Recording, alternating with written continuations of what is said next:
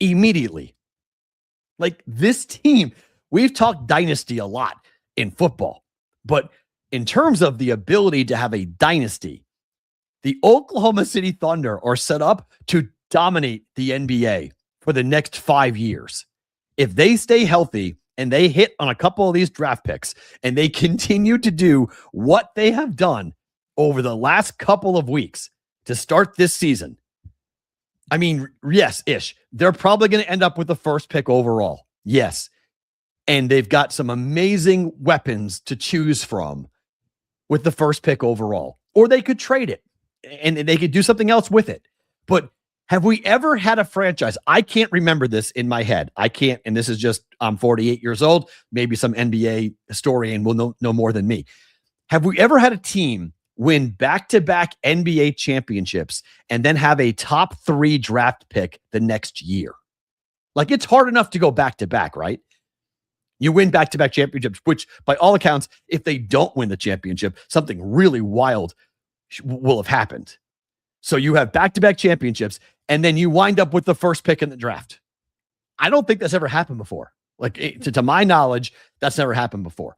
So, like, that's insane. Like, that is one of those things where you're like, hold on. What are they going to do?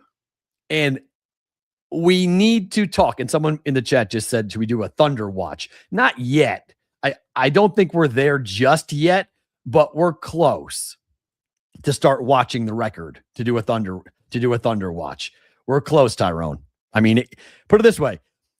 If we get to Valentine's Day and they've got, let's see. So Valentine's Day now is what? 3, 4, 9 weeks away. Maybe we'll do President's Day. Let's do President's Day.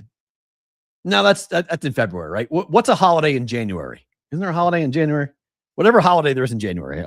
There's some holiday in January. Middle of the month. We'll go middle of the month in January. Whatever the middle of the month January is, if they're there on pace, we'll start a Thunder watch. We'll start watching how close. We'll start tracking them to the Warriors and keeping track to see if they can get to 74 wins. Right now, it feels like a foregone conclusion. MLK Day. All right, let's do that. That's fine. New Year's is in January. Thanks, Addison. Thanks. Appreciate that. Yes, New Year's is in January.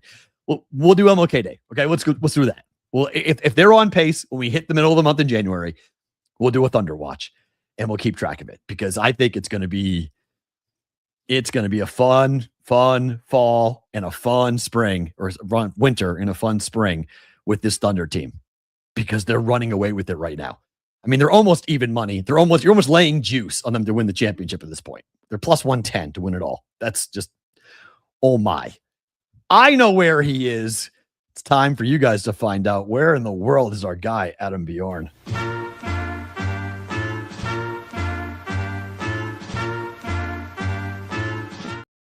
On a Betcris Arizona Thursday, he is the one and only Adam Bjorn, the world traveler himself. How are you, sir? I think I know where you are, but where are you these days? Yes, I'm in my office in Costa Rica. The last one for the year, though. I am heading on the road Sunday night, so we'll be a different location next week for sure. I don't know what that location is. I just know it'll be a different location next Thursday.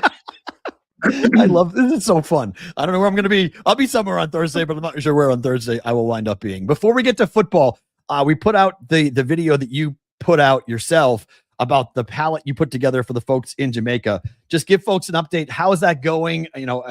How does that get from the palette to the people in Jamaica? So that was in Miami. I was outside the shipping warehouse that I put the freight forwarder.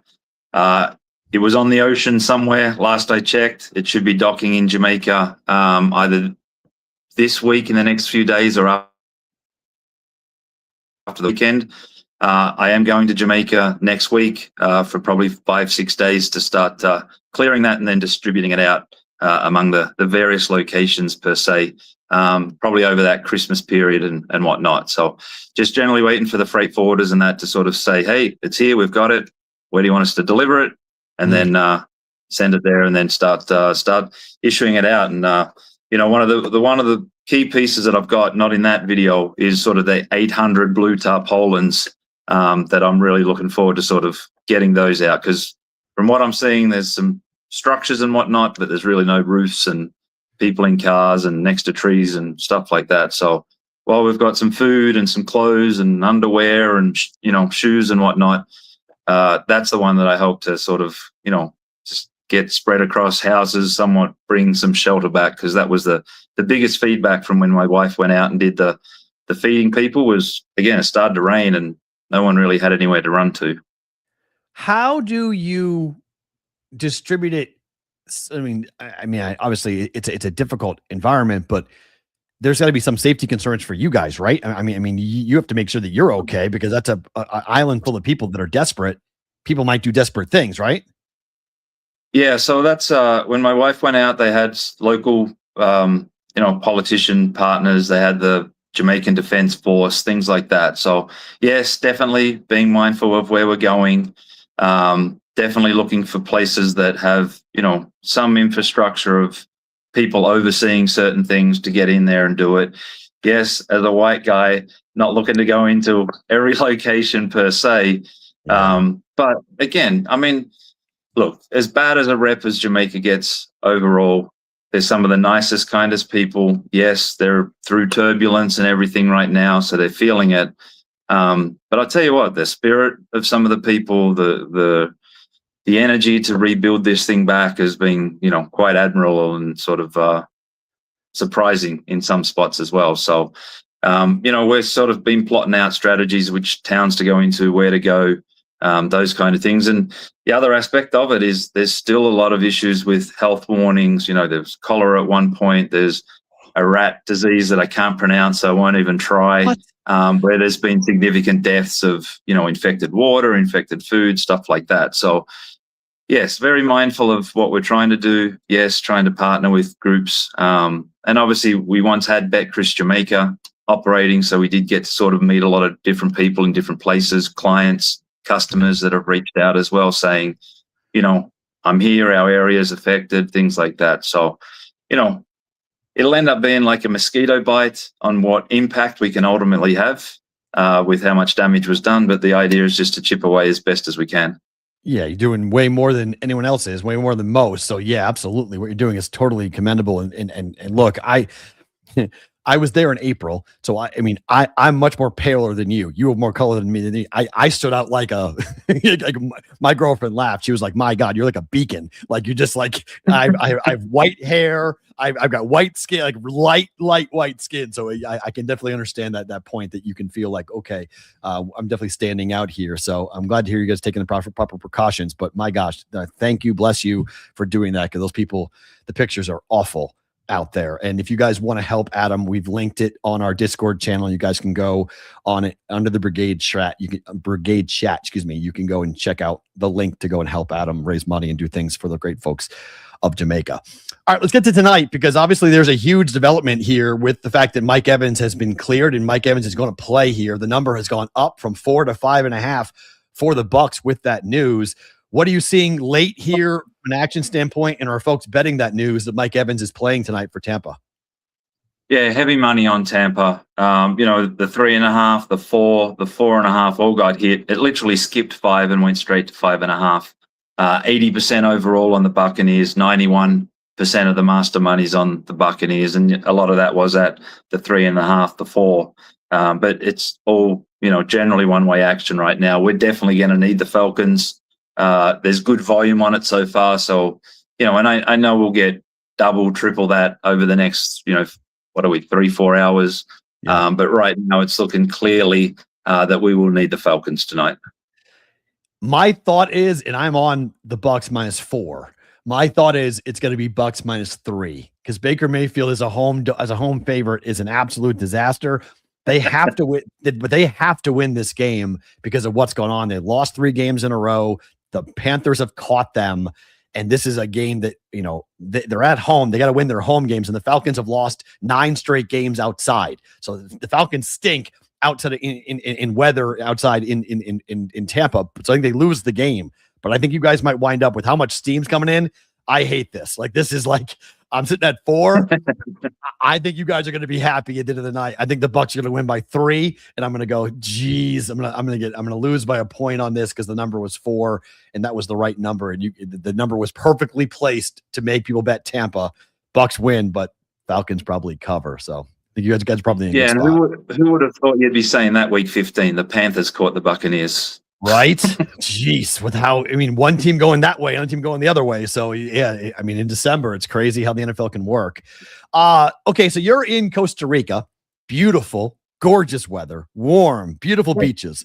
Let's talk the exact opposite. The exact opposite is Soldier Field, and the word historic is never good. It is expected to be one of the coldest games in the history of Soldier Field coming up when the Bears face off against the Browns. The number is 7.5. I'm assuming everyone's betting the under, right? On this, you're seeing heavy under action. Generally, there is under action. It's not heavy. It's about 62% on the under. About 53% of the master money's on the under. If I just quickly jump in, a bunch of it was at 41, 40 and a half. A little bit over the 39, 38 and a half has popped up. But yeah, on the game side, it's 84% Chicago, 70% master money on Cleveland, and the numbers are -7 +8. So the 7.5 looks pretty solid, no matter which way it's bouncing there for that game right now. And it is also the biggest bet game of the week so far. Wow. With the worst weather, it's the biggest bet game of the week. Is it pros versus Joes, or is it the number that matters? So it seems like on the master side, the -7 and the +8 are getting taken by the masters, a bit more +8 than there is at the -7. But yeah, that's where it's at right now. My gosh. I'm asking everyone this question, and I'm stealing it from the internet because I saw somebody else ask it, but I'm gonna steal it because it's a great question. If I gave you a ticket for free to go and watch this game, Bears Browns in -10 wind chill, would you go? No. I've been sitting here. We have our cameras on our Michigan property, and just literally every morning wake up to a little bit more snow, a little bit more snow. And the funniest thing I find is when you look up the weather and it says, -7, feels like -15, and there's a little picture of a sun there on the weather guide. Like, when does that ever make sense, seeing a picture of a sun when you're seeing -7, and yes, that's my Celsius, so whatever that is, low 20s, mid 20s, something like that. Yes, yeah, cold. But but no, I don't need to see Chicago, Cleveland that much. I can't wait to see how many fans actually show up, because if you're going to that game, you are truly a diehard fan, and I'll give you major respect, because I would not be sitting in -10-degree wind chill. It's worse enough just to be outside and playing football in that weather, let alone sitting there and not moving and just having to watch basically bad football for 4 quarters to be outside. That's like a danger zone when exposed skin can start to get, problematic, and no, thank you. I have no interest. It's going to be cold in New England, and the Patriots have been really good at home when the weather dips below freezing, and it's expected to be about 28 degrees in Foxborough when the Patriots play the Bills in what is arguably the biggest game of the weekend. It is a hat and t-shirt game, the first one in 5 years for us in New England, because we used to get used to this every year, where it was clinching the East. At some point in December, you would win the AFC East. Now it's Drake May's turn, but they are home dogs. Please tell me the Masters are taking the Patriots on this side, because the Bills being favored, I hate the word trap and all this stuff, but one team's won 10 straight. One team beat the Bills at the Bills. They're off a bye, and they're dogs at them? Listen, when I saw this line, I thought for sure this game was in Buffalo, because I thought I must have looked at the schedule wrong. Because when I saw Buffalo -1 with the way New England have been playing, and it's almost like, they're just waiting for them to trip over. Now, the overall money is 50-50. Okay. 100% of every penny of master money is on the Buffalo Bills. Wow. They come at +1. They took the -1.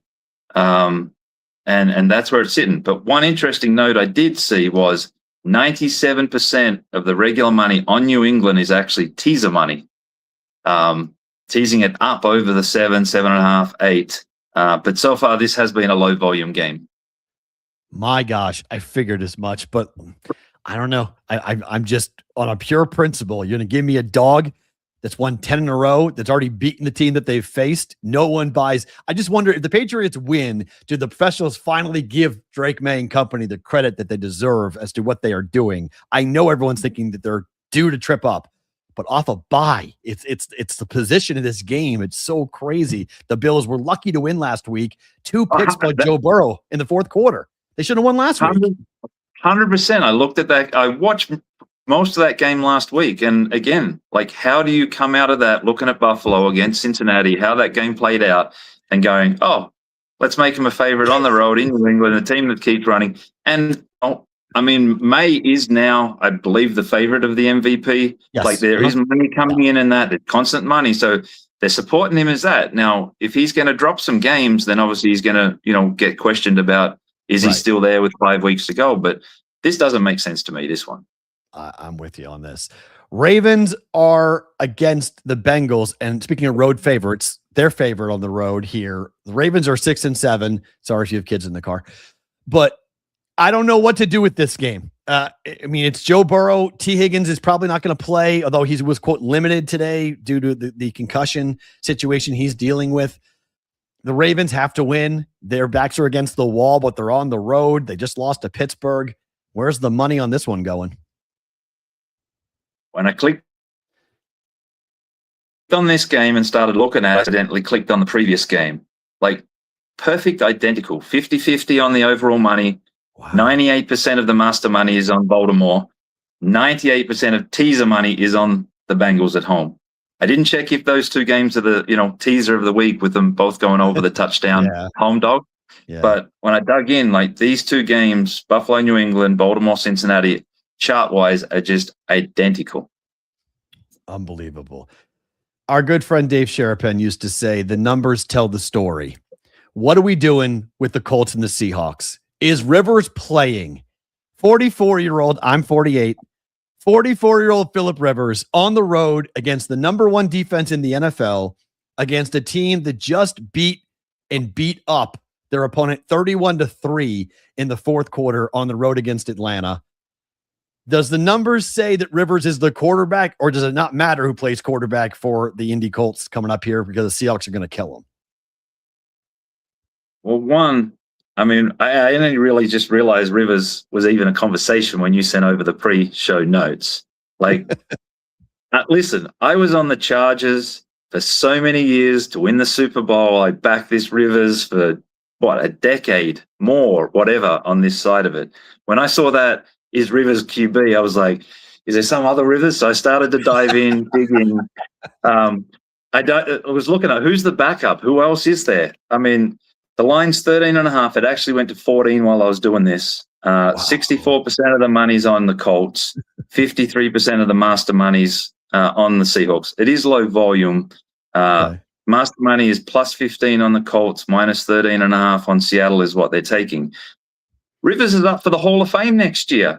If he gets put on the list, not anymore. He just reset the clock. No, he signed the contract. I mean, he reset the clock. It's 5 more years. So now it's another 5 years. Like, speechless. Don't know where to go with this one, but this will be an interesting game to watch. A guy that, I mean, hasn't had a snap in 4 or 5 years. Like, where did this come from? COVID was the last time he took a snap. The Colts were the last team he played for. So he knows Shane Steichen's offense, and that's why they brought him in, because he knows the offense. But it shows you the state of quarterback play in the NFL when there's no one else but a 44-year-old high school football coach to go and bring in to play NFL football for the first time in 5 years. Wow. He's going to get killed. The Seahawks are going to kill the Colts. Like, they're going to kill them. Like, this is, I don't always recommend laying points. Sam Darnold in his career, when he is a 6-point or more favorite, is 11-0 straight up and 9-2 ATS. So I don't care what the number is. Seahawks win this game. They beat the Vikings 26-0 at home. It's a rinse and repeat. The last home game they played was against Minnesota. Same type of thing. 28-0, 31-3, something along those lines. Game goes under because the Colts are not going to score against Seattle. We do have another home dog, and it's a team that's won 10 games in a row. It's the Broncos. It's the same question here to you about the Packers laying 2.5 to the Broncos, who are a much better team at home. Bo Nix is a much better quarterback at home, and yet he's a home dog against the Packers. Where's the money coming in at?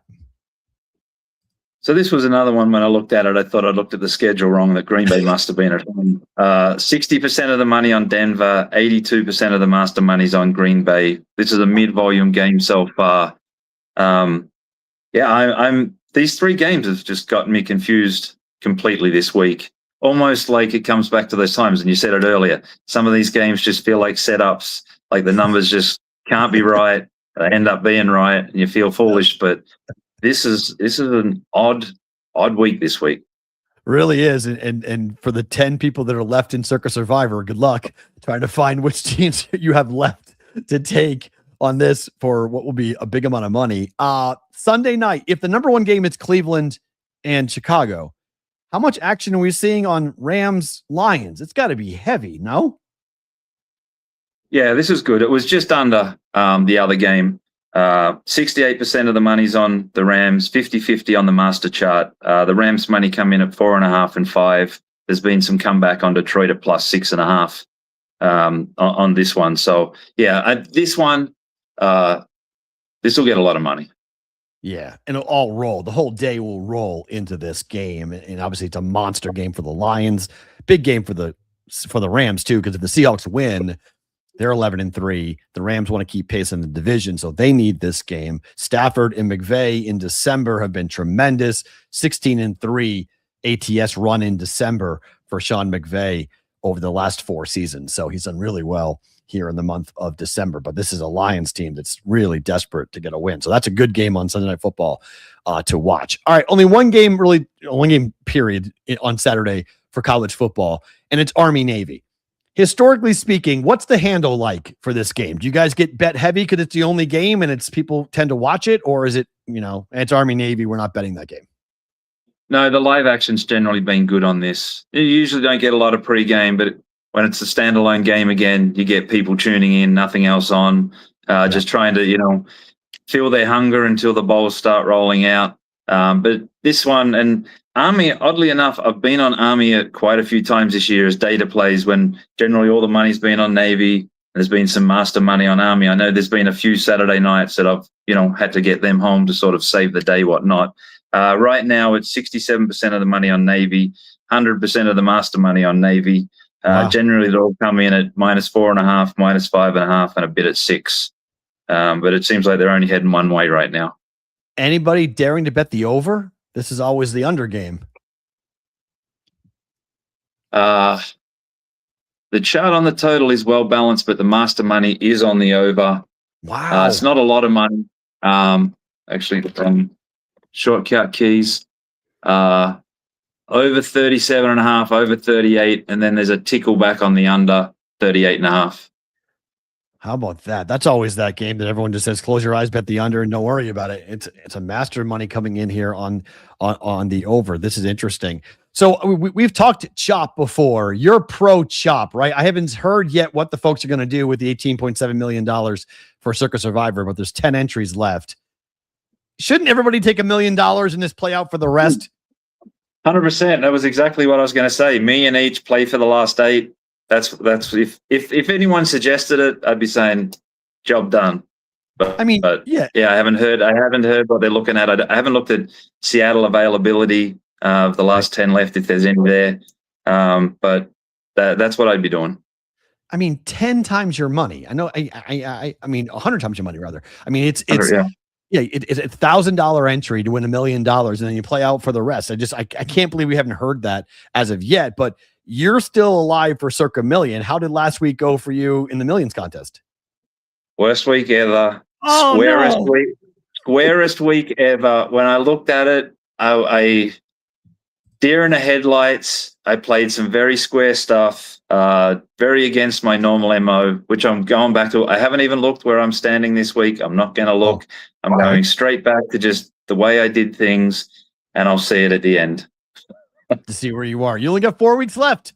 I mean, you got 15, 16, 17, 18, and week 18 could actually be a good week because there could be a lot of teams in flux for being in or out of the playoffs, division championships maybe on the line. So it may not be a bad 18 is always a hellish betting week, but it may not be that bad for betting in circa millions coming up for week 18. So yeah. Adam, thank you for the time. Great information as always. I know you're not going to be this, but enjoy Costa Rica. It's going to be glorious down there at the moment. It's cold everywhere else. It's blue skies. The morning the sun was out, windows were down in the car, driving into the office. Spectacular day. I'll take it because I'm probably heading some cold weather next week. Yeah, right. Back in Michigan. Oh, I forgot to ask you, how did the play of the day go for you last week? You guys hit it again? We nailed it, of course. The easiest cover of the day, the Raiders against the Broncos, the 7.5. I mean, dancing through the raindrops right now. That was it was as comical as it comes. I feel bad for those that were on the Broncos, but we covered. Yeah, take it and run because Pete Carroll's your best friend kicking that field goal at that moment. Under, misses, the team total goes over. It's a whole, put it this way, in Vegas, it was the A block of the news on Monday. That's how big of a story it was here in town. It was a huge story. The news was covering that because Carroll kicked that field goal. But so you'll go live. I turned it off. Yeah, I turned it off. It was actually my bookie in Jamaica said, "Wow, we covered," and I'm like, "What? Which game?" And he said, "I was like, oh, okay. All right then." Unbelievable. What time will you go live on Sunday? Do you think? Sunday morning, usually about 30 minutes before the first games kick off. I will be still in Costa Rica because my flight's red eye at night, and then Saturday night we're still doing the millions and circle with Scott, Vegas Horse Pools, which will be at our regular 7 Eastern, 4 Pacific as well. 7 Eastern. Good stuff. We'll be watching. Adam, thank you very much. Appreciate it. We'll talk next week. All right. All right. Cheers. Thanks, Matt. Adam Bjorn, Betcris Arizona, joining us here on the Bostonian versus the Book every Thursday on a Betcris Thursday. Great information and great stuff. And if you haven't been tuning into what Adam does, they've been red hot with their picks. Like they give out a play of the day, and they've been, you guys like following winners. It's a good one to jump in with here, to jump in with those guys, because they've been really crushing it right before kickoff for the NFL and on Saturday night, looking ahead to the millions as well. Again, if you haven't, speaking of that, by the way, if you guys haven't been doing this, it's a little secret that I think folks outside of Vegas don't look and see who is leading Circa Millions. Okay. Look and see what entries are in the top 10, right? You can see on Sunday morning, you can see what they picked.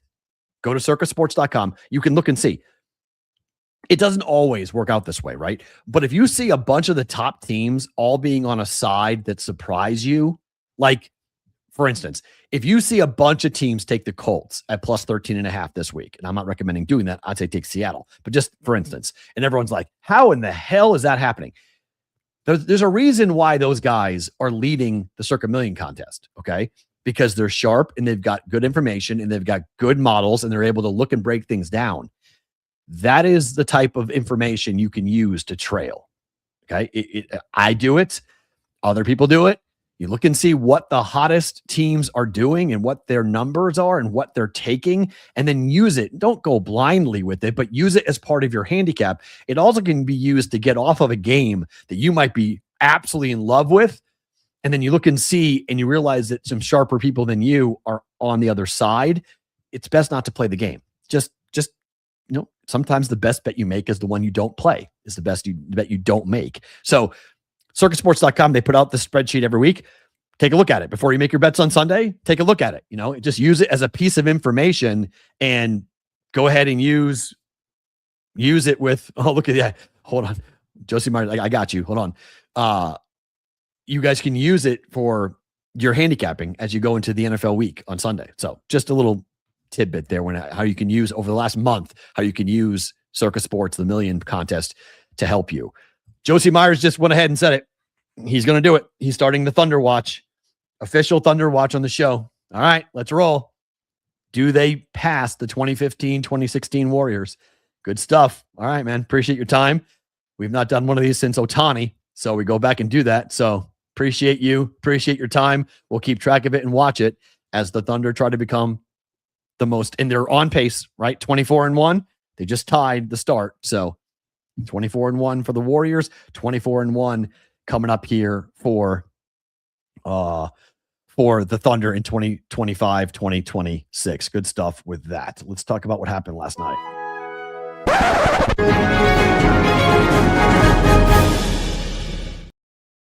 Okay, full disclosure.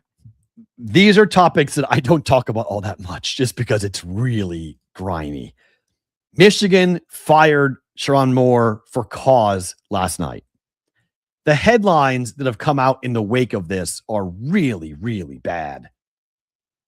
He was acting strange before he was arrested for assault. He is currently still in custody in Michigan for what the police are saying he's a danger to the general public.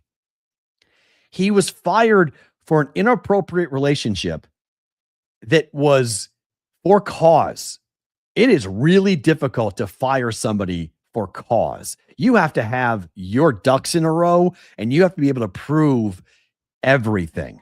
Because if you go to court and you get discovery and you have all sorts of issues, I mean, the contract gets raked over by the lawyers. They start poking holes in all your story. You got to have it buttoned down to fire a football coach to get out from the buyout that you owe him. So there's multiple problems for Coach Moore. Clearly, the inappropriate relationship, he was having an affair with a subordinate. By reports, it was his football secretary. Okay. She's 32. Okay. There were reports that she was really young, that she was like 22. No, that was wrong. There was misinformation all over the internet last night. Like if you were somebody trying to find that story and get some accuracy with that story, it was very difficult to find the truth until like 4 or 5 hours later. And then it all came out. So she's well of age. Coach Moore is 40, married with 3 kids. So he's having an affair. He's not the first one. He won't be the last one to have an affair. But the affair was illegal by his contract and by the university's standards. So that has to be proven that he did conduct this affair, and then it happened. And when did they find out about the affair? Well, that's the debate, right? Because it happened a week after signing day, and a lot of Ohio State people are saying, well, isn't that convenient that you just happened to find out about this affair because the allegations include that she may or may not have been pregnant. Coach Moore may or may not have paid for an abortion. Coach Moore may or may not have gotten into some type of physical altercation with somebody. We don't know who, but it was bad enough that he is in custody and the police won't let him out. So like, I don't know. I don't know how this all goes. I just know that this is a big job that is open right now. And the craziest name that I've heard associated with this job is Kellen DeBoer, that the head coach of Alabama might get out before the masses run him out of Tuscaloosa, and he may go to Michigan and take the Michigan job. Frankly, it's a much better fit culturally. All right. I said it when he got hired. When Kellen DeBoer got hired, I said, this normally blows up and doesn't go right. Auburn tried it where they went to a guy out west with no ties to the SEC, and it didn't work. Same thing now is going on with Alabama. You hire a guy from the Pacific Northwest who has no ties to the South and no ties to the SEC.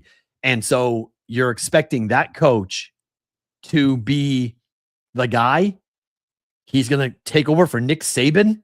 Like, he was done from the start. So if Kellen DeBoer were to take the Michigan job, I wouldn't blame him. I wouldn't blame him at all. It's an unbelievable job. It comes with all sorts of pressure, but Michigan in the NIL world, in the transfer portal world, I mean, Michigan, they pick. They don't recruit. They pick.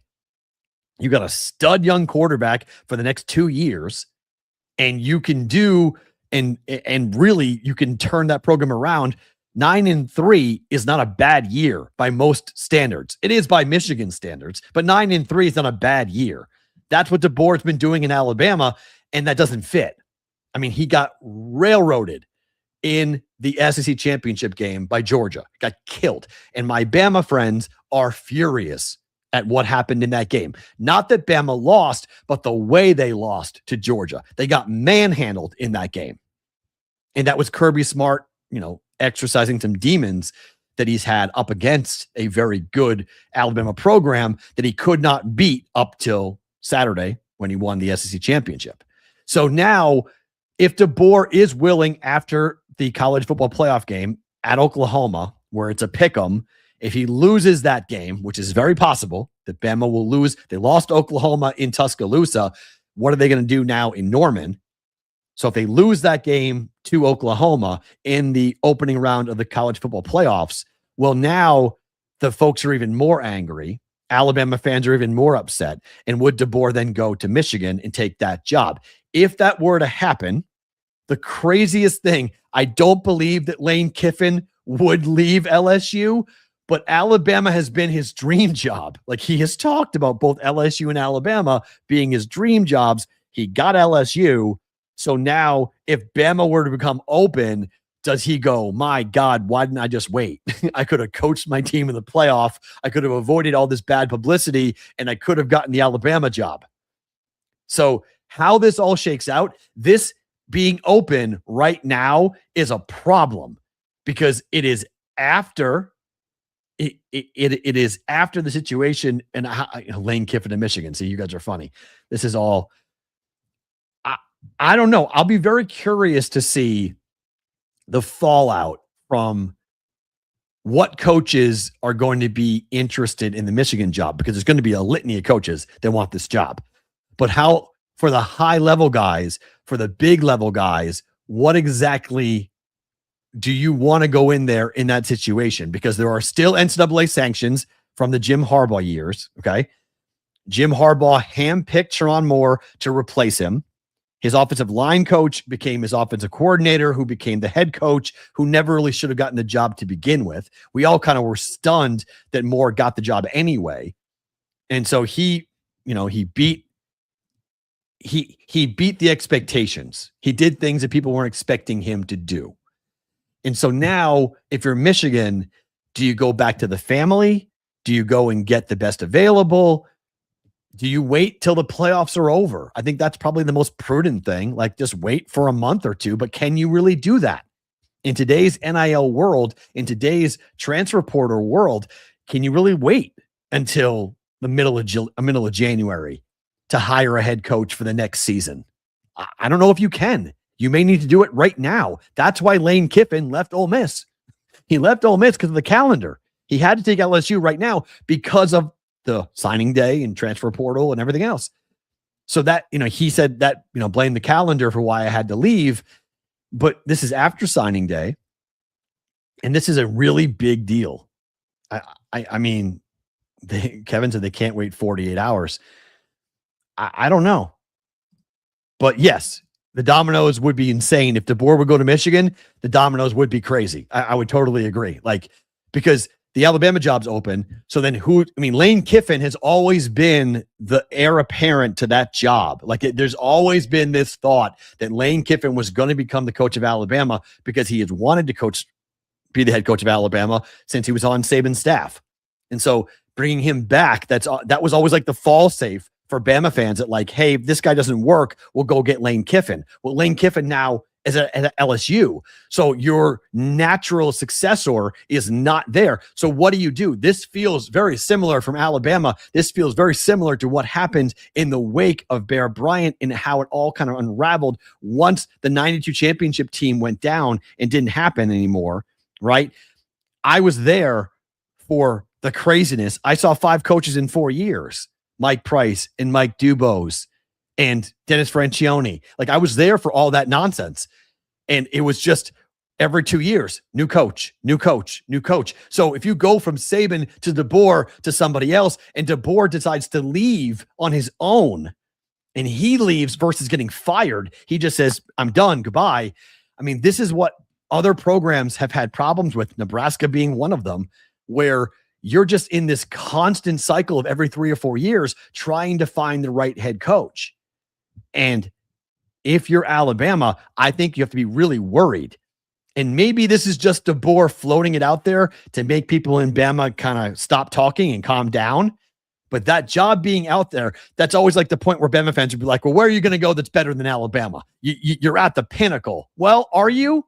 You're at one of the pinnacles. But if you can take a lateral move and get out before they run you out, and frankly, look, Michigan fans are nuts, insane. Michigan, Ohio State fans are legendary, but they're not SEC fans.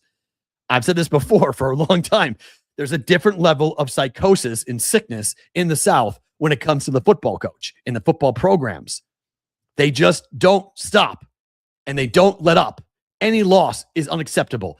Any season where you're not winning the national championship is a failure. Like the bar is just, people in the South do not put football in a proper, healthy place. And I know Ohio State and Michigan fans obsess over the game, and I get it, but they don't. The game is their obsession. Beating Ohio State or beating Michigan, that's the obsession. The SEC, it's winning the damn spring game. It's like, what do you look like in the spring game that matters? Like if you miss out on a 5-star recruit, go somewhere else, it's nuclear war because you lost that program to that program. So there's just so much that goes on. Man, Sarkisian to Bama. Boy, it does make sense. Sark would make sense to go there. I mean, remember, Sark had there's a lot of stuff that's there. There's a lot of, boy, I don't know. That would be interesting. Could you imagine Ed Orgeron in Alabama? That would be amazing.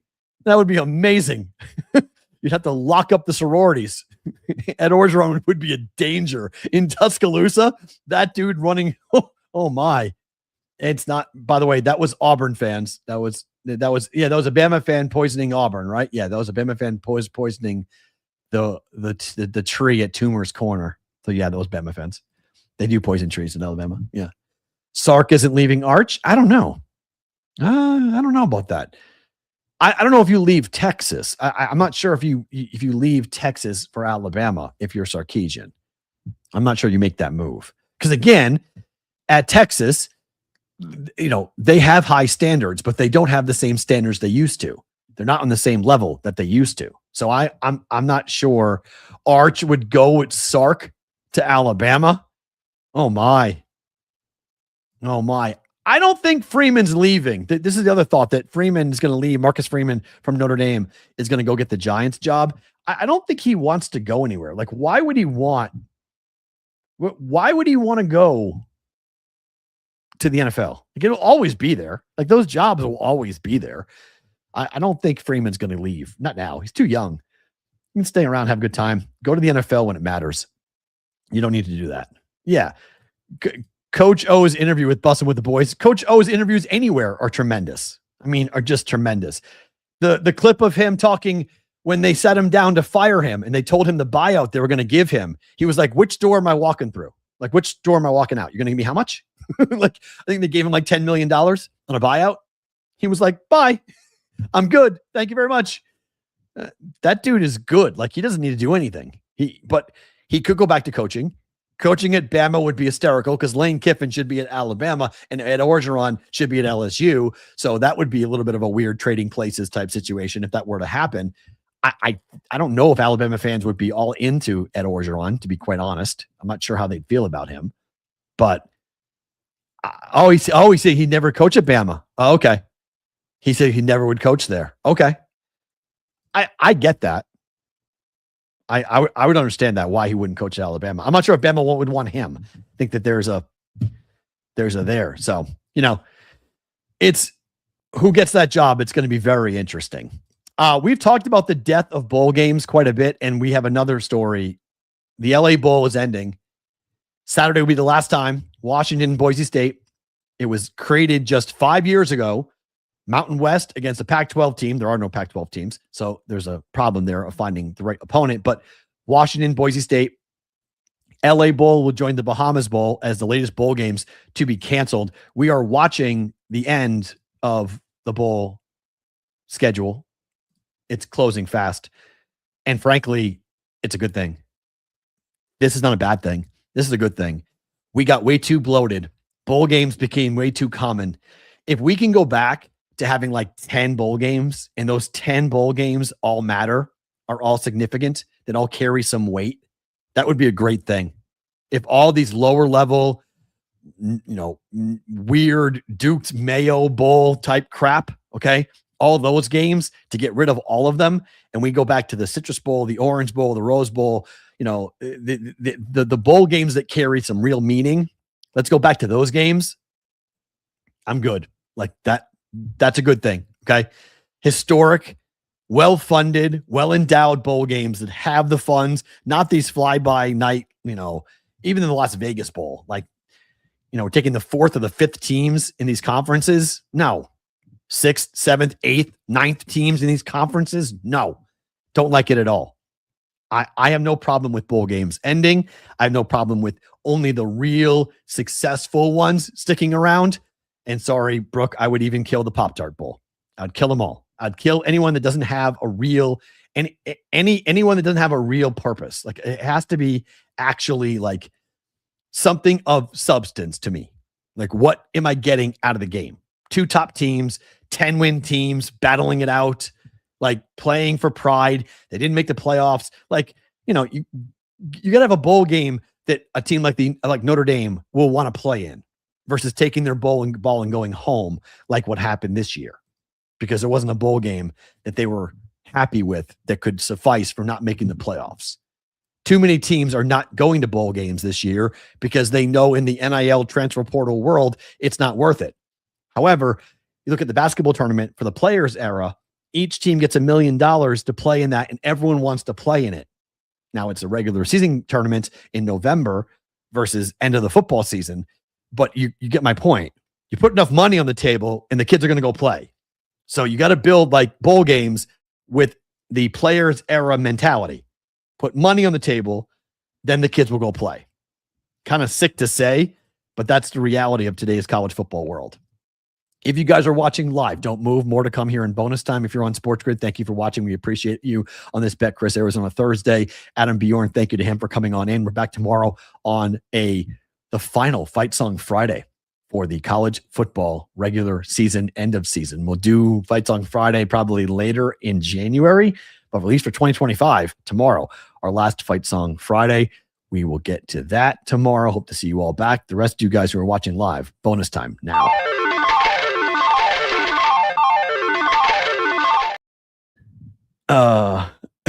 I'm saying the Pop-Tart Bowl is not well endowed. No.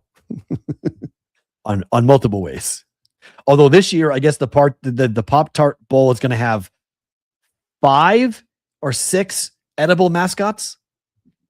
So do that with what you will on that.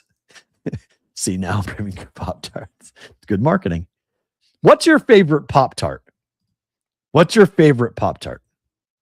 Because have you ever had a bad Pop-Tart? Like, the only one I could say that is a bad Pop-Tart, like if you eat the unfrosted strawberry, not toasted, that's the worst. That's the worst Pop-Tart ever created. Unfrosted, not toasted Pop-Tart is like cardboard. Cannot be eaten. But other than that, it's kind of hard to make a bad Pop-Tart, right? Like the s'mores, everyone, the plain. What's a plain Pop-Tart? Is that the strawberry? What's a plain Pop-Tart? I don't know, ever heard of a plain Pop-Tart. Unfrosted, anything untoasted is terrible. Fine, I'll give that to you. Yeah, that's true. Sonic likes cherry frosted, was doing s'mores for a while, but realized it was too damn rich. Okay, that's true. Psychopathic behavior, unfrosted strawberry. Yes, I would agree. Now, I can't eat Pop-Tarts. So as someone who has a gluten allergy, I can't eat Pop-Tarts. So there's been this, there's a couple of different food groups for the for the gluten-free folks that we have always dreamt of having. And Pop-Tarts are high on the list. of things that if you could create a good mass-produced gluten-free Pop-Tart, and I'm talking good, there are people who have tried it, okay? It is very difficult to produce a tasty Pop-Tart that is gluten-free. If someone could figure it out, they would do very, very well. And I have shopped and I have tried and I have been gluten-free now for the better part of a decade. And it's funny.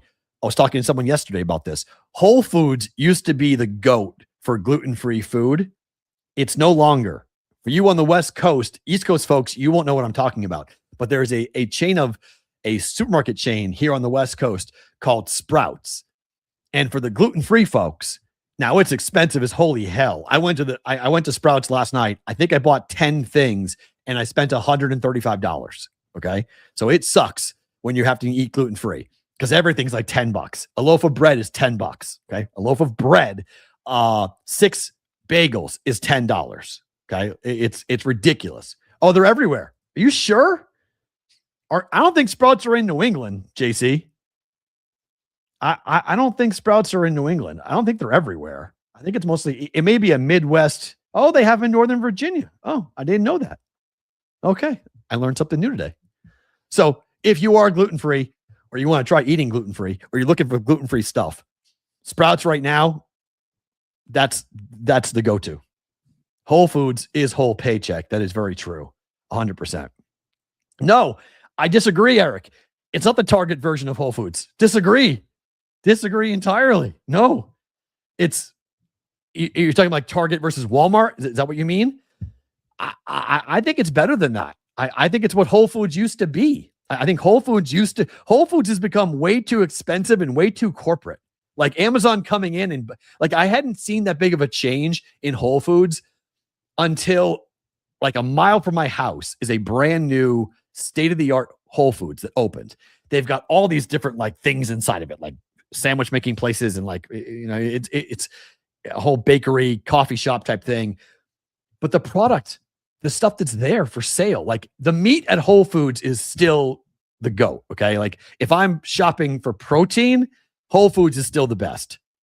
100% still the best. But for anything else, for like dry goods, for things that are packaged or frozen, Sprouts all day long. Trader Joe's is number 2, is right behind it. I'll give you that.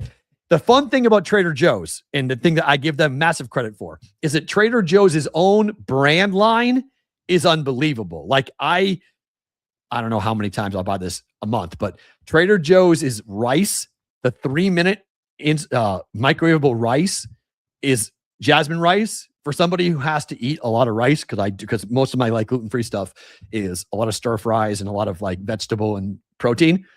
Add it with rice, a lot of Asian, some Mexican too, but a lot of Asian. That rice that they have in the microwave for 3 minutes, unbelievable. Unbelievable. Absolutely great.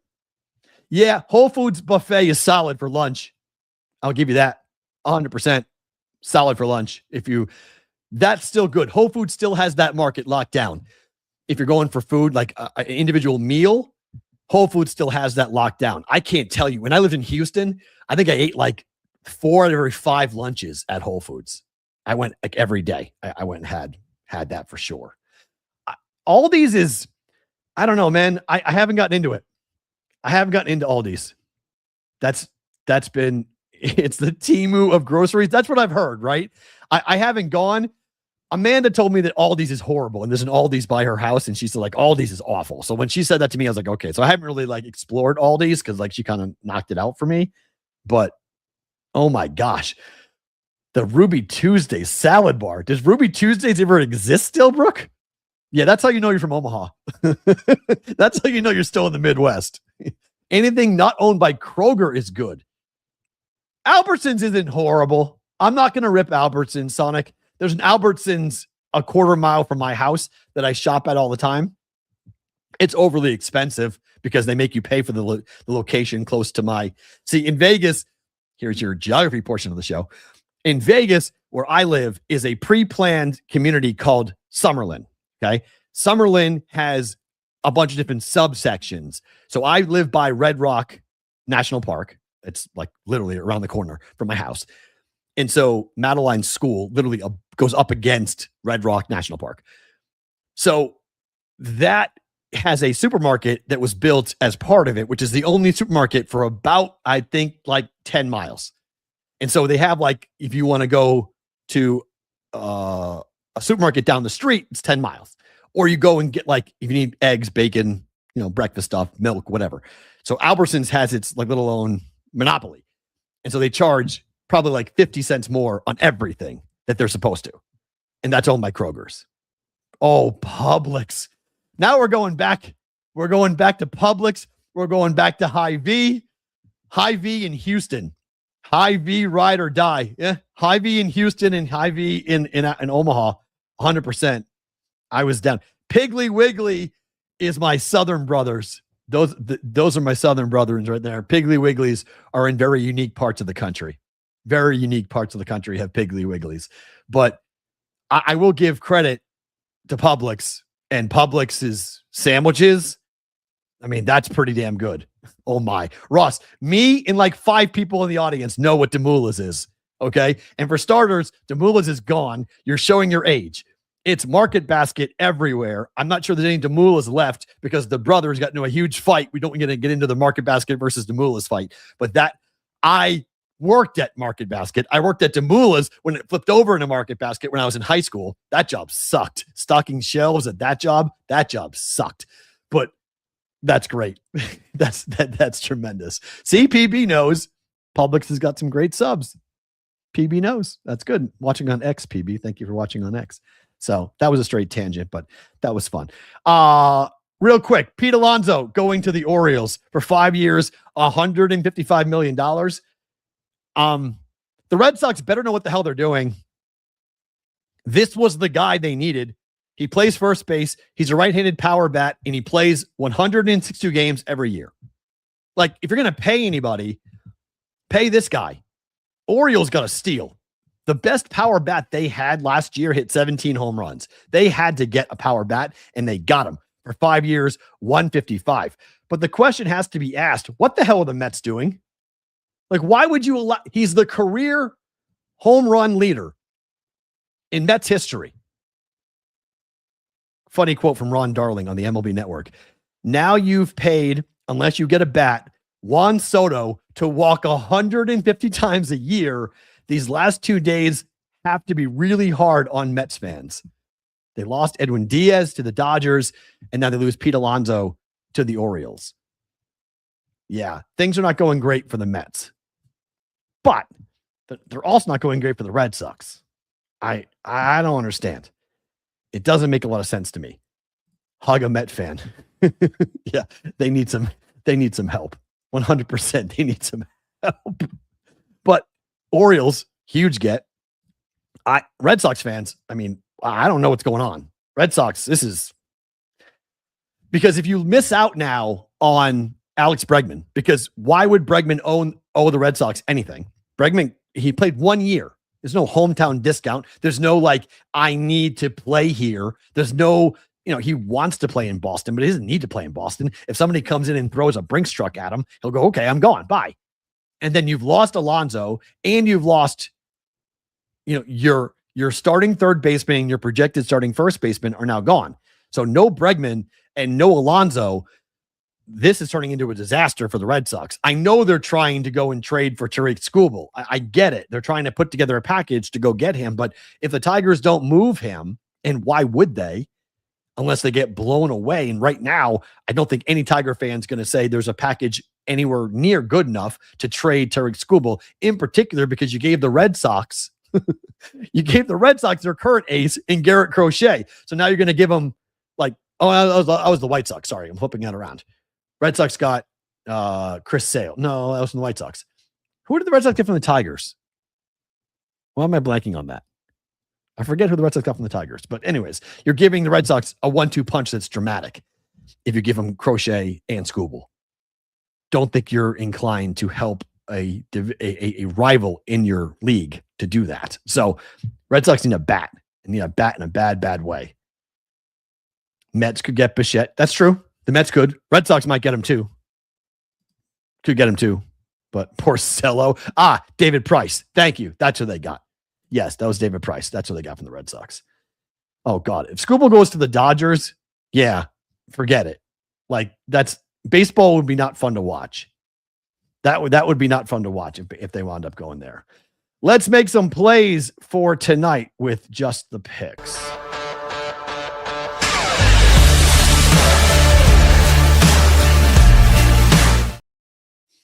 I have told you this already. We are going just the picks, being brought to you by the Betting Pros Prop Bet cheat sheet, by the way. Game tonight, you can go check it out. NFL Prop Bet cheat sheet, bettingpros.com/props, or go download the Betting Pros app to go check out the Prop Bet cheat sheet.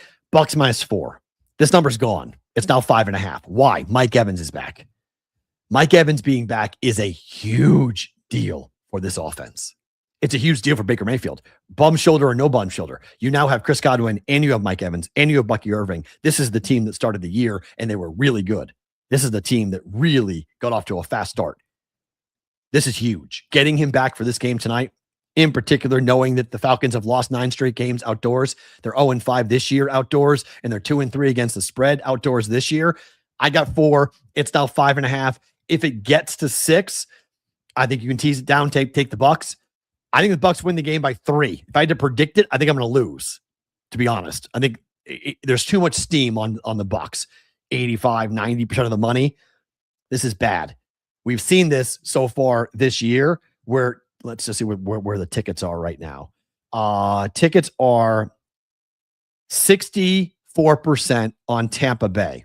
Let me give you the appropriate stat from the Action Network, because it is stunning with how bad the public has done so far this year. Here's the stat, betting wise, ticket wise. You got to be very careful. Where is the ticket stat? Where is it? Hold on. Okay. According to the Action Network, NFL teams getting 60% of the tickets or more are 50-84 against the spread. That is hitting at a 37% clip through week 14.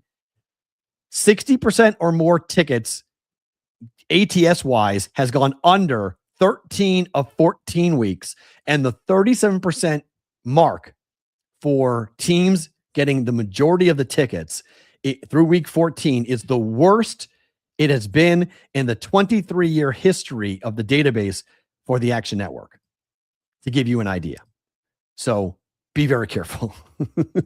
be very careful. This could very well be a Bucks win by 3. It smells like a Bucks win by 3 to me. Tomorrow when we come back on, I'm going to say, told you, Bucks win by 3. But I lead the 4. It's now 5.5. There's too much groupthink going on with this game. I'm very afraid of this number, but so be it. Bucks -4. Celtics have gone 8 straight games. They've covered 8 straight games. They are 9-1 ATS, and they're playing a Milwaukee Bucks team that will not have Giannis Antetokounmpo once again out there.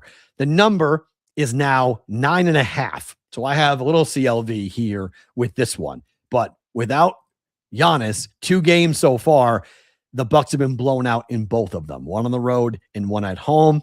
I'll take the Celtics tonight here to continue their hot streak and their 5 straight wins. Let's make it 6. Let's go to 10-1 ATS over the last 11 games for the Celtics and Jaylen Brown. They're playing such great team basketball right now with Boston. Joe Mazzulla is doing a hell of a job with the Celtics. We're laying the 8.5. It's 9 everywhere, 9.5, Butchie, everywhere. But Celtics laying 8.5 tonight. Prop bet you can play for tonight if you would like.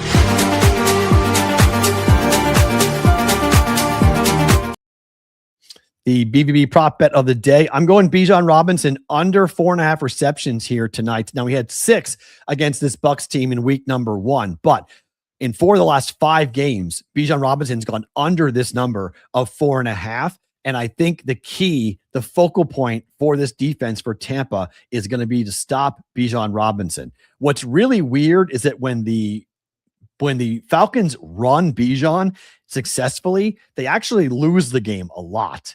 But Kirk Cousins sucks in primetime. Kirk Cousins sucks in outdoor games. And he's 1-8. 1-8. Let me give you the stat. Make sure I'm correct on this. Cousins is 1-8 in his last 9 starts against the spread. 1-8.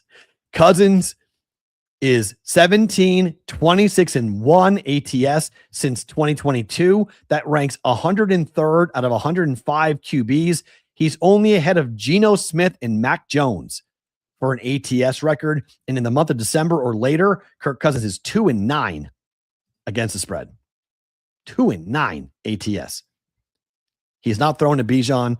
He's not winning this game, I don't believe, in my opinion. All right, we're out of time. We'll do news of the industry coming up tomorrow. We'll save that story coming up here for tomorrow. So, favorite thing about today.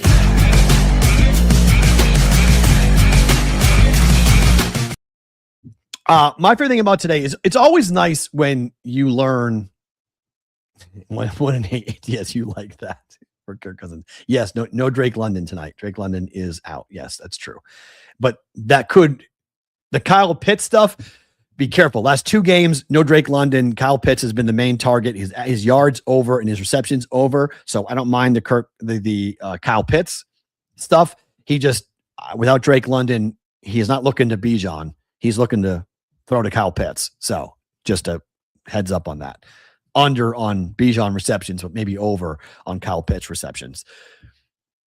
I love it when we see people that we work with here on the show do good things for strangers. And I want to commend Adam Bjorn. And again, somebody posted the link in the chat. If you could do that again, that would be great for the fundraiser that he is doing for the food, shelter, clothing, everything he's trying to raise for the people of Jamaica. And it's closer to my heart because I was just there. I was there in April. The resort that I stayed at is literally gone. It's been wiped off the map. They're not going to be reopened for 2026. They've already said we're not taking reservations until December of 2026. That's the level of devastation. And this was a really beautiful, if you go to my Instagram at Sports Talk Matt, go to the April and you'll see all the pictures for that trip I took to Jamaica. And the idea that that is gone now is so sad. Thank you, Addison, for doing that. It's in the chat. Hit the link if you'd like to go help what Adam is doing. He's just selfishly doing this. Also, it's on the Discord. Thank you very much. He is selfishly doing this. And that I love working with good people. I love working with people that give back. I love working with people that understands if you're in a position to help, you should help. If you are better off, if you are better than someone else, to go ahead, turn around and give that person a helping hand. And Adam is, put your money where your mouth is in a lot of ways, right? If you have it and you can help. And that island is devastated. And we've all moved on. If you've noticed in society, we've all moved on. Like no one's talking about Jamaica. No one's talking about the human casualties, the issues going on there.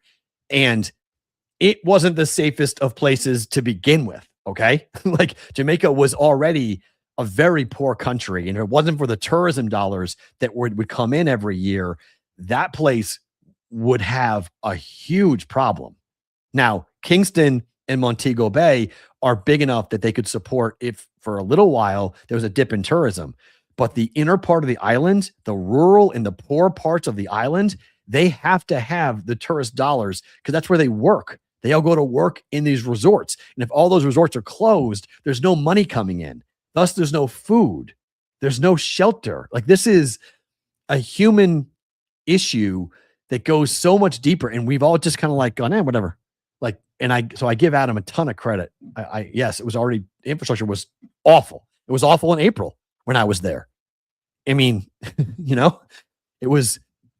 I had a couple of really hairy experiences in Jamaica where we were on a catamaran. We took a catamaran out and we docked outside of a restaurant.